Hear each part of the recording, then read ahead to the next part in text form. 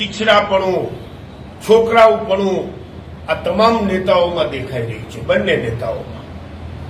આ કોઈ તમારી મિલકત નથી કે હું વેચી નાખું.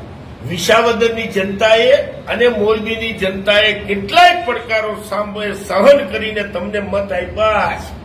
ચેલેન્જો મારવી હોય તો કાંતિભાઈ અમૃતિયા અને ગોપાલ ઇટાલિયાને હું અહીંથી ખુલ્લા મંચ ઉપરથી કહું છું કે પ્રજાના પ્રશ્નો સોલ્વ કરવાની ચેલેન્જ આપો. તમારામાં તાકાત હોય તો એમ કહો કે વિસાવદરમાં એક પણ માણસને ગુંડાગીરીથી કોઈ હેરાન નહીં કરે, કોઈ અધિકારી મારા વિસાવદરની અંદર ભ્રષ્ટાચાર લઈ શકે એવી હિંમત નહીં કરે. આવી ચેલેન્જો મારો. તમે હાકાને પૂછ્યા વિના બાથરૂમ જઈ શકવાના નથી અને તમે રાજીનામાની વાત કરો છો. તમને પ્રજાએ મત આપ્યા છે પ્રશ્નો સોલ્વ કરવા માટે. તમને પ્રજાએ જે મત આપ્યા છે એ વિસાવદરની જનતાએ અને મોરબીના જનતાએ આવું નરક બનાવવા માટે નથી આપ્યા.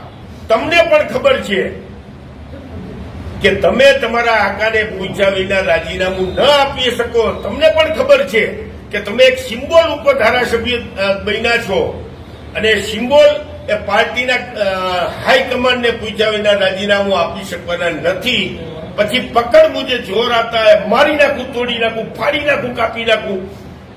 આવી રીતે પ્રજાને ગુમરાહ કરીને મોરબી જે આજે નરક બની ગયું છે એમાંથી પ્રશ્નો દૂસરી જગ્યાએ ખ્યાત કરવા માટે તમારા નેતાઓની જે આછકલાયું છે તમારા હાઈકમાન્ડની, એ જ રીતે તમે અત્યારે વર્તી રહ્યા છો.